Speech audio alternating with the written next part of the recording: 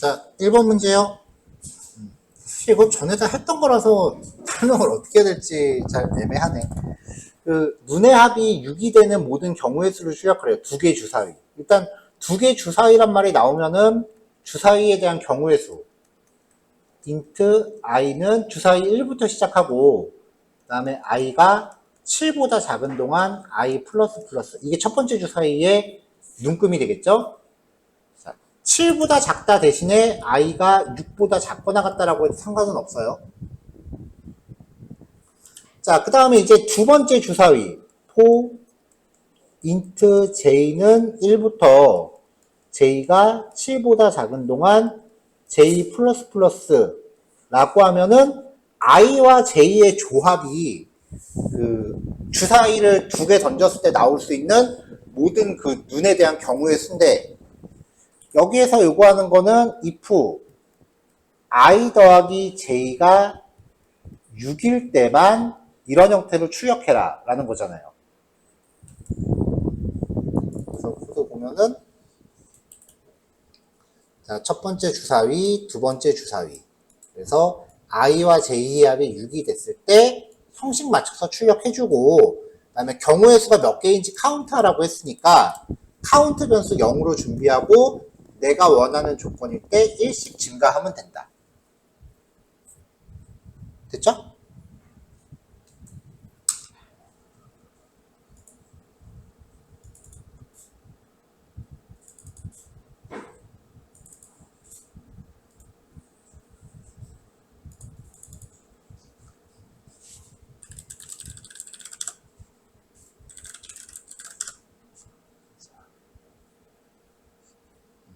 이거를 전에 자바스크립트에서 이렇게 했잖아요. 똑같이 뭐.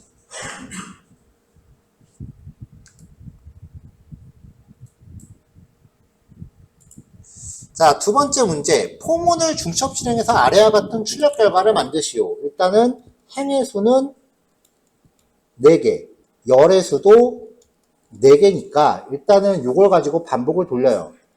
for int i는 0부터 i가 4보다 작은 동안 i 플러스 플러스. 그 다음에 for int j는 0부터 j가 4보다 작은 동안 j 플러스 플러스. 자, 그 다음에 이제 여기서 i만 출력하면은 000011 22 3333이에요. 이게 i만 출력했을 때고. 왜냐면 i는 행 단위로만 바뀌는 거니까요. j를 출력하면 j는 행수에 상관없이 0부터 3까지잖아요. 그러면 j를 출력하면 0123 0123 0123 0123이야. 이거 두 개를 어떻게 믹싱을 하면 이렇게 나올지를 고민해보면 i가 0일 때는 그대로 가는데 i가 1일 때는 1, 2, 3, 4래. 2일 때는 2, 3, 4, 5고 3일 때는 3, 4, 5, 6이래. 즉 시작값이 i부터인 거잖아요. 그러니까 여기에다가 i 값을 더해주면 플러스 0, 1 더하고 2 더하고 3 더하고 이렇게 풀면은 쪼르륵 나갈 수 있는 거죠. 그래서 출력하는 게 i 플러스 j에 대한 출력을 잡아주면 되는 거죠. i 플러스 j를 출력하면 돼요. 근데 이거 말고 다른 풀이가 하나 더 있어요. 이렇게 출력이 되는 건데 F 해서 %d 뒤에다가 한 칸 띄워주고 이렇게 하면 좀 더 그럴싸하겠죠? 자, 근데 이거 다른 풀이가 하나 더 있어요.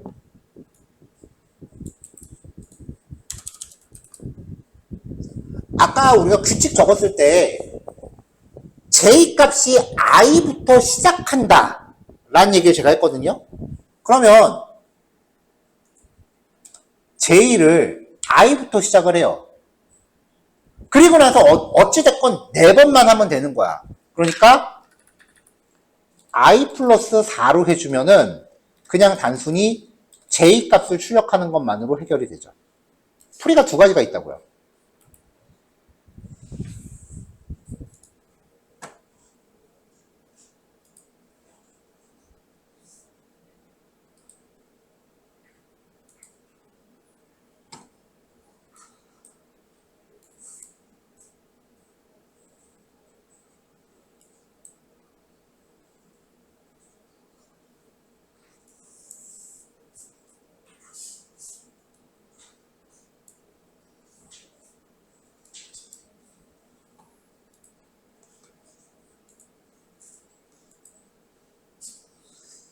자, 다음 문제.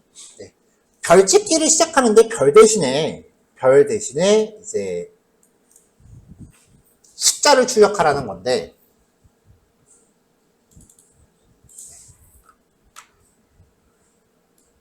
우리가 했었던 거는 여기서 처음에 별을 출력하는 거였어요. 로직은 그냥 별 찍기였죠. 이렇게 해서 별 찍기를 재현을 했는데, 여기서 별 대신에 숫자를 찍으래요.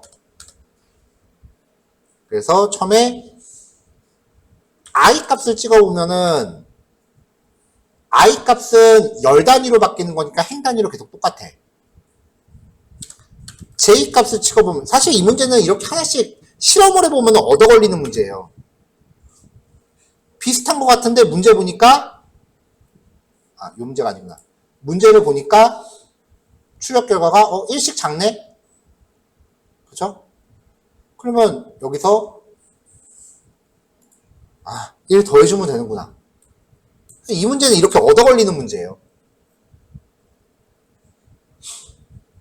그러니까 출제 의도 자체가 값을 이것저것 바꿔가면서 한번 실험을 해보기를 원한 게 문제 의도예요. 일단 모든 변수는 뭐라도 출력을 해봐야 돼. 머리 싸매고 백날 해봐야 의미가 없어. 내가 암산의 천재가 아닌 이상은. 프로그램 공부 진짜 못하는 사람들이 뭐냐면은 직접 출력해볼 거 출력 안 해보고 이게 어떻게 나올까 혼자 상상의 나래를 펼치는 거예요. 그냥 출력하면 바로 확인이 되잖아. 그게 왜 그렇게 나왔을까를 따지는 거랑 출력을 안 해본 상태에서 혼자 상상의 나래를 펼치는 거 엄연히 달라요.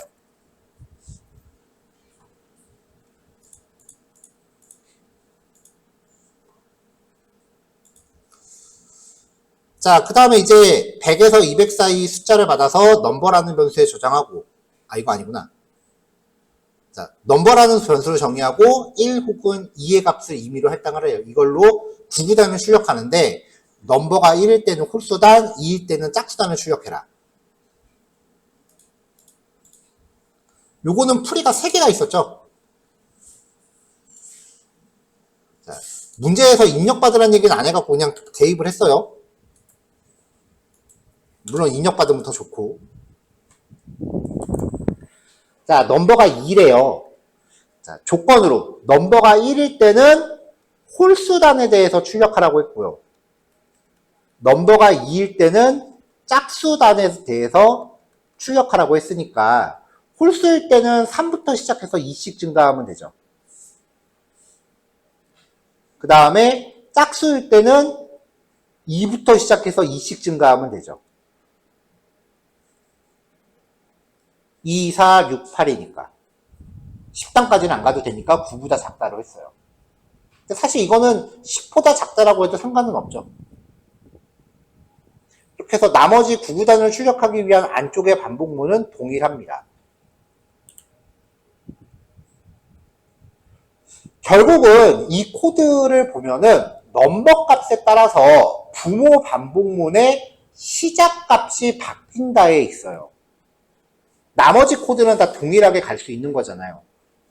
이렇게 똑같은 코드가 2번 이상 아무 수정 없이 그냥 복붙이 되면은 그때부터는 그 코드를 하드 코딩이라고 부르거나 지저분한 코드라고 불러요. 그러니까 만약에 지금 내가 이렇게 짜는 게 그냥 그 한계다라고 하면은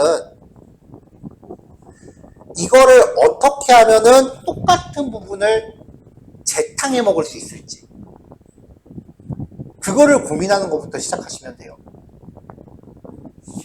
여기서 이제 찾아내는 게 넘버 값에 따라서 i의 시작 값이 바뀌더라 라는 규칙을 발견을 한다면 코드가 이렇게 바뀔 수 있다는 거죠. i의 시작값만 변수로 바꿔놓고 if문으로 집어넣건 3학년 산다로 집어넣건 매한가지라는 거야. 적어도 지금은 여기까지는 유추해 주시면 좋겠어요. 그리고 나서 나중에 좀 더 여력이 되면 이거를 이제 if문 없이 할 수 있는 공통적인 수식을 찾는 거라 그랬죠. 그래서 제가 최종적으로 지시했던 게 4 빼기 넘버였어요.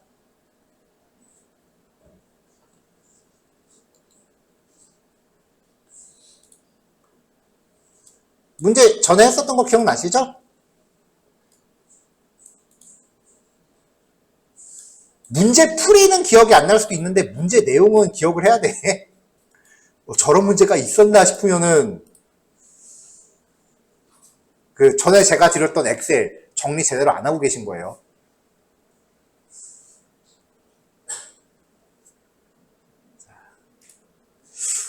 요 다음에 해야 될 게 배열인데 지금 배열 건드리면은 오후까지 수업을 해야 될 것 같아서 보너스 문제 3문제를 더 준비했습니다.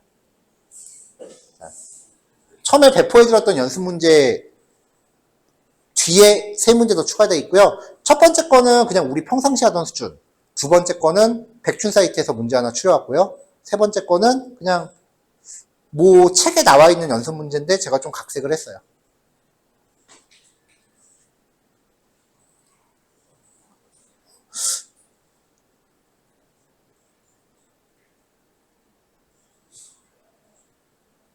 진행 가는 거 봐서 1시에 풀이를 할지 오후 수업 시간에 풀이하고 종료를 할지는 그때 결정할게요. 자, 일단 문제 5번부터요. 100에서 200 사이에 임의의 숫자를 입력받은 넘버라는 변수에 저장하고 1부터 입력받은 숫자 사이에서 3의 배수에 대한 총합을 구하시오. 이건 사실 문제 5번 쉽죠?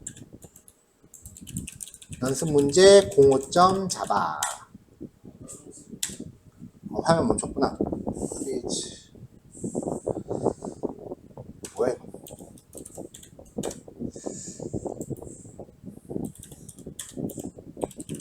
임포트 스캐너 가져오고 그 다음에 정수를 입력하세요. 내가 평소에 이런 코드를 많이 짰나봐. 이거 만들어주네. 자, 일단 숫자를 입력받으라 그랬죠. 입력받고 그 다음에 변수 이름은 number였고 그리고 sc.close 그 스캐너 변수 이름 얘가 sc라고 만들어줬으니까 그냥 이거 쓸게요. 자,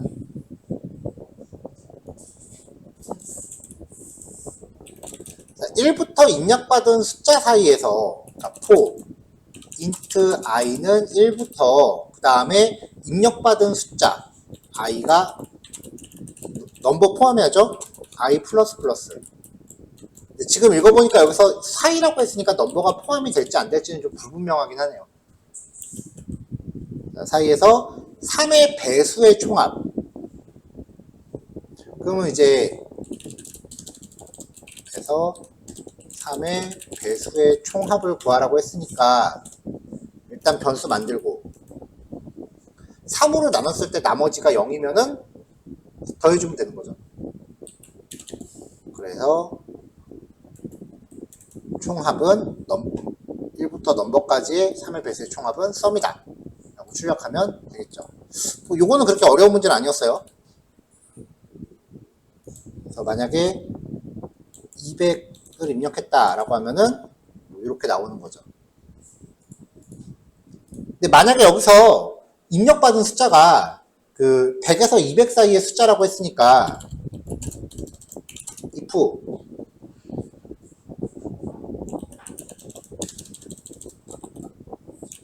넘버가 100보다 작거나 혹은 넘버가 200보다 크다면 네, 이렇게 처리하고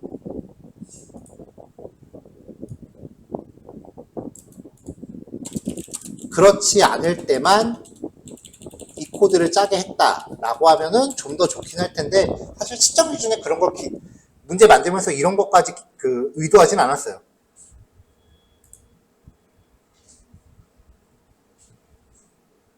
이게 이제 문제에 있는 문장을 고지고대로 해석한 거죠.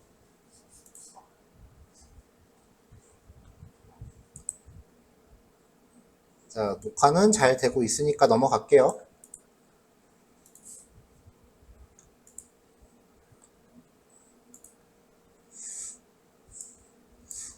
자, 그 다음에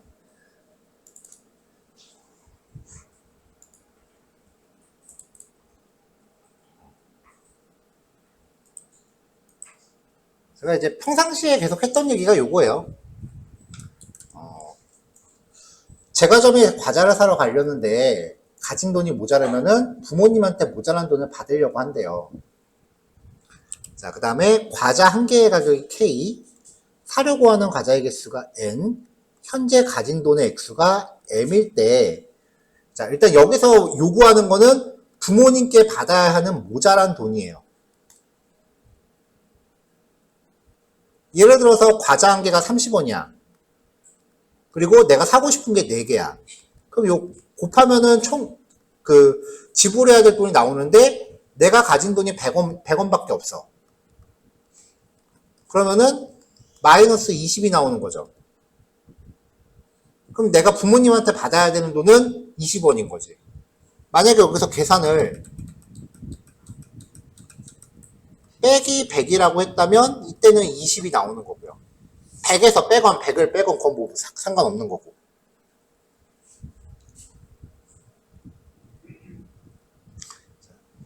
그 밖에 나머지 문제들은 전부 요 수식을 설명하는 거고요.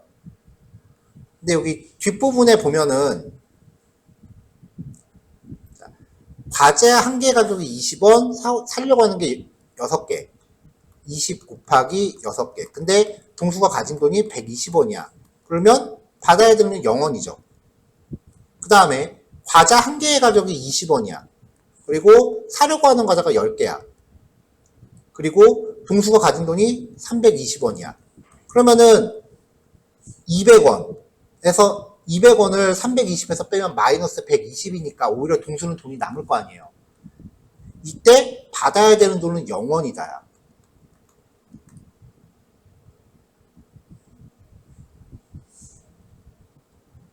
그러니까 양수가 나올 때는 부모님한테 이 돈을 받아야 되지만 0이거나 0보다 작을 때는 0이라는 거예요, 답이. 그러니까 요 문제 자체는 이 문장 해석이에요. 문제 의도가.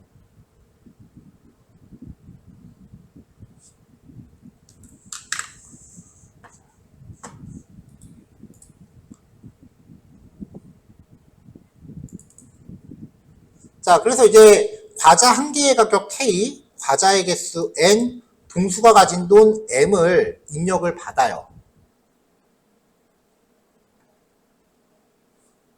그러면 일단 모자란 돈을 계산을 해. 요 수식은 문제에서 충분히 제시를 했죠. 그 다음에 이거야. 부모님한테 받아야 될 돈을 구하라고 한 거니까 남는 돈이 0보다 작으면 부모님한테 받을 돈이 없는 거지.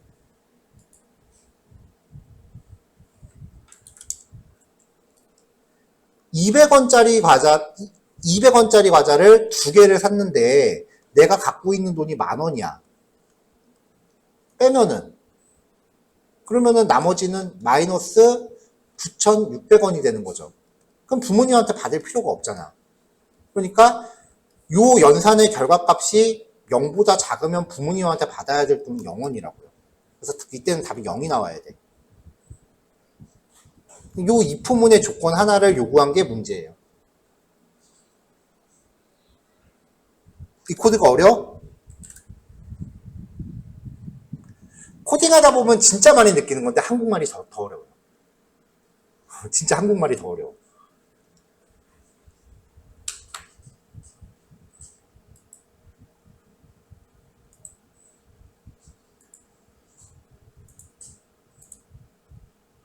이런 훈련을 왜 자꾸 강조를 하냐면요. 저번에도 얘기했지만 그 웹사이트 같은 거 만들면, 프로그램 만들면 처음에 다짜고짜 코딩할 수는 없잖아. 우리 뭐 만들까라고 아이디어를 모아야 될 거 아니에요. 그죠? 그럼 누군가는 그 아이디어 모으는 건 당연히 회의를 하겠지. 그럼 누군가는 그 회의를 정리를 할 거예요. 회의록을 작성하다 뭔가 정리를 하죠.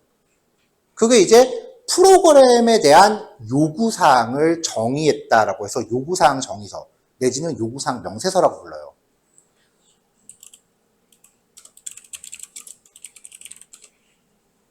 아무거나 이미지 따라가서 어떤 형식인지 볼게요.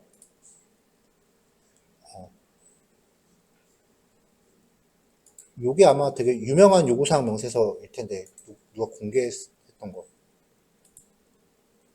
이게 아마 그 어디 실제 상용 월드가 있을 거예요. 개발자한테 전달되는 건 이거야.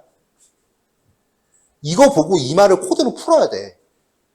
근데 대다수가 한글도 해석을 안 돼. 코딩 테스트의 진짜 의미는 이거라고요. 실제로 주변에서 제일 많이 듣는 얘기가 제발 요구사항 명세서 읽을 줄 아는 애 좀 보내달라고. 코드는 가르치면 된대. 이거를 보고 여기에서 코드를 유출을 해내셔야 돼요. 이거는 샘플이니까 문장이 간단하지.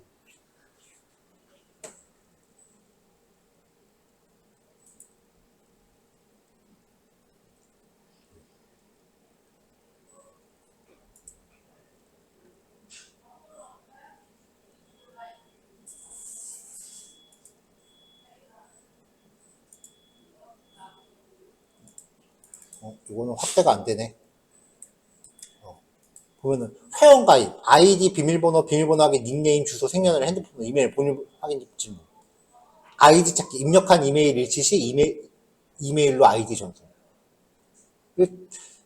다 이렇게 글로 풀이된 거를 코드로 만들어야 되기 때문에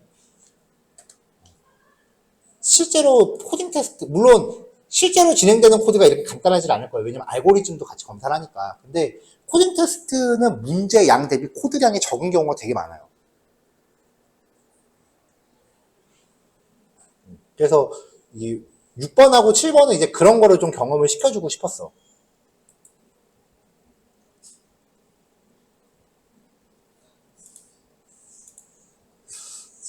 자, 공을 100m 높이에서 떨어뜨렸대요.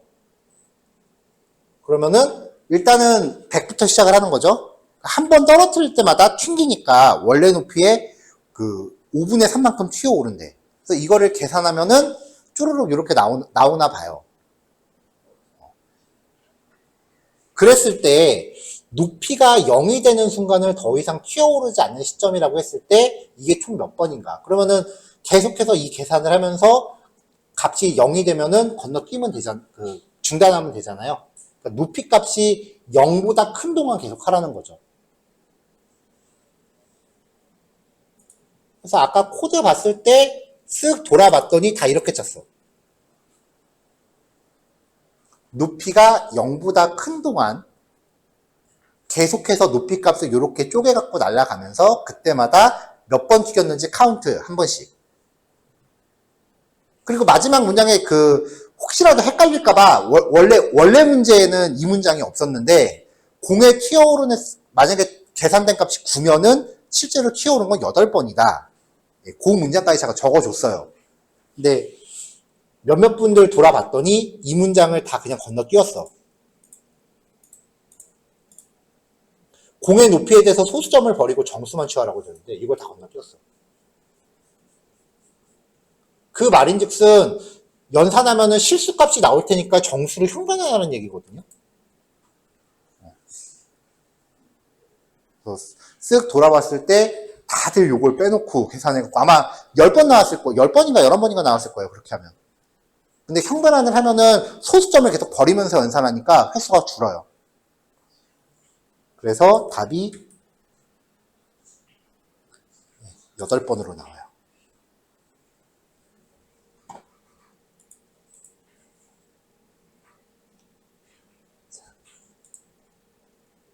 자, 여기까지입니다.